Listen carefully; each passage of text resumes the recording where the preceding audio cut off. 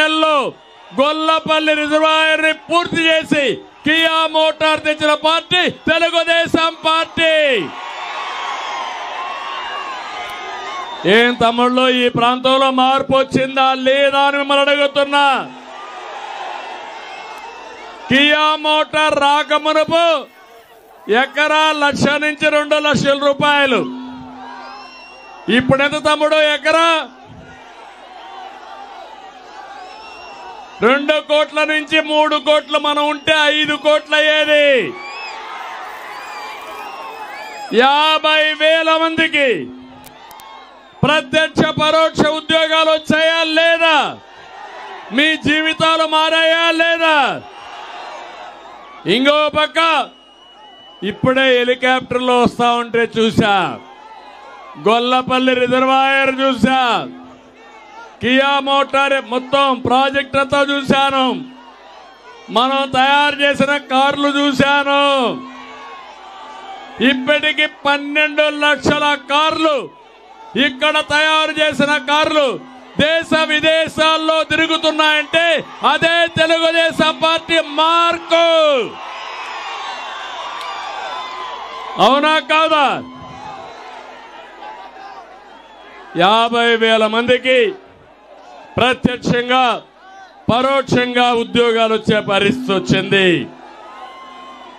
ఆ రోజు ఈ జిల్లా కోసం నేను ఒకటే ఆలోచించాను. నీటి కుంటలు తెచ్చాం, కాలువ పనులు చేశాం, లిఫ్ట్లు పెట్టాం, ప్రాజెక్టులు పూర్తి చేశాం. జీడిపల్లి దగ్గర రాత్రంతా పడుకొని సమీక్షలు చేసి నీళ్లు కరువు సీమలోకి పరిగెత్తేట్టుగా చేసిన పార్టీ తెలుగుదేశం పార్టీ అని చెప్పి కూడా నేను మీకు తెలియజేస్తున్నా.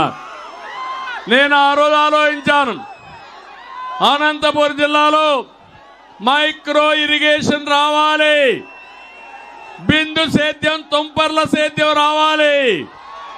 ఇది వస్తే రైతులు బాగా పనిచేసుకోగలుగుతారు. అందుకే మీరు చూస్తే 90% ఇచ్చి ప్రోత్సహించిన పార్టీ తెలుగుదేశం పార్టీ. అవునా కాదా అని మిమ్మల్ని అడుగుతున్నా. దీనివల్ల మీరు చూస్తే ఈరోజు హార్టికల్చర్ సాగుతో ప్రభుత్వం ఇచ్చిన ప్రోత్సాహంతో ఈ జిల్లాలో రైతాంగం బంగారు పండించే పరిస్థితికి వచ్చారు. ప్రపంచంలో ఉండే పండ్ల తోటలన్నీ అనంతపూర్లో ఉన్నాయి. అనంతపూర్లో కూరగాయలు కానీ పళ్ళకు కానీ ప్రత్యేక డిమాండ్ ఉంది. దానికి కారణం మీరు చూస్తే ఇక్కడ పండించిన పంటలు కూడా టేస్ట్ లో కూడా డిఫరెన్స్ ఉంటుందని చెప్పి కూడా నేను మీకు తెలియజేస్తున్నా. అందుకని ఈరోజు నేను ఒకటే మిమ్మల్ని అందరినీ కోరుతున్నా, ఇదే సమయంలో ఇక్కడ కియా మోటార్ తెచ్చాం.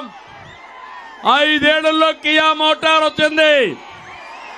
అదే తెలుగుదేశం ఇంకొక 10 సంవత్సరాలుగా నుండుంటే మొత్తం ఈ రోడ్డంతా పరిశ్రమలు వచ్చేటి. అవునా కాదా తమ్ముళ్ళు అని అడుగుతున్నా మిమ్మల్ని.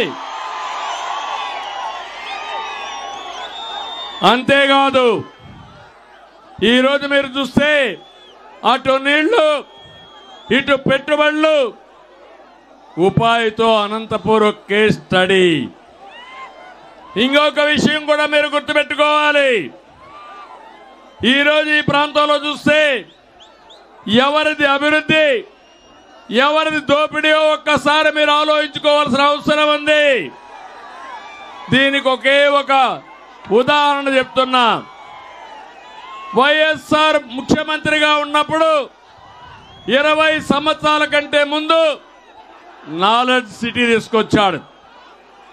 ఆయన ఉన్నప్పుడు సైన్స్ సిటీ అని పేరు పెట్టాడు. ఆ 2 కార్యరూపం వచ్చిందా? ఒక్కడికి ఉద్యోగం వచ్చిందా అని మిమ్మల్ని అడుగుతున్నా.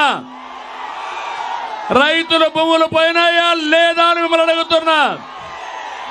యువతకు ఉద్యోగాలు వచ్చాయా? వస్తాయని మీకు నమ్మకం ఉందా?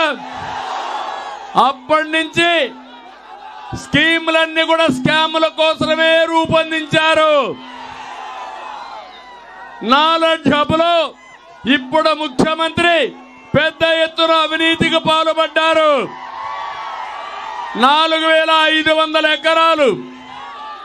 ఒక్క తమ్ముడికి ఉద్యోగం లేదు, ఒక్క కంపెనీ లేదు. నాలెడ్జ్ హబ్ అన్నారు, హబ్బు లేదు, కడకు పబ్బు కూడా లేదు. అవునా కాదా? ఇది మోసం అవునా కాదా? తమిళ్ళు అది అయితే అది సిక్కైపోయింది. కరప్షన్ లో ఈడీ అటాచ్మెంట్ చేశారు. మొత్తం వివాదాల్లో ఇరికిపోయింది. రైతులు నష్టపోయారు. మళ్ళీ స్కాముల్లో మళ్ళీ స్కామ్ చేసే వ్యక్తి ఈ జగన్మోహన్ రెడ్డి. భూమి విలువ పెరిగింది. 4500 ఎకరాలు 10,000 కోట్ల రూపాయల ఆస్తి అయింది. దాన్ని కొట్టేయడానికి టెండర్ పెట్టాడు ఈ జగన్మోహన్ రెడ్డి 500 కోట్లకి. భూమి విలువ 10,000 కోట్లు. జగన్మోహన్ రెడ్డి టెండర్ 500 కోట్లు. వీళ్ళ అబ్బ సొత్తు అనుకుంటున్నాడు ఈ ముఖ్యమంత్రి. మీకు కోపం లేదా అని మిమ్మల్ని అడుగుతున్నా, రోషం లేదా అని మిమ్మల్ని అడుగుతున్నా, ఇది అన్యాయం అవునా కాదా అని మిమ్మల్ని అడుగుతున్నా. అంటే మనమంతా పనికిరాని వాళ్ళు అనుకుంటున్నారు. 600 ఎకరాలు నేను ఇచ్చాను. 600 ఎకరాలు ఇస్తే 50,000 మందికి ఉద్యోగాలు వచ్చాయి. 4,500 ఎకరాలు ఇచ్చారు. ఒక్కడికి ఉద్యోగం రాలేదు. ఏది అభివృద్ధో ఏది దోపిడో మీరే ఆలోచించాల్సిన అవసరం ఉంది. మీరు అరవకుండా ఉంటే ఈ మైక్ పనిచేస్తుంది, నా పని అవుతుంది, మీ పని కూడా అవుతుంది. నేను ఒకటే మీకు చెప్తున్నాను,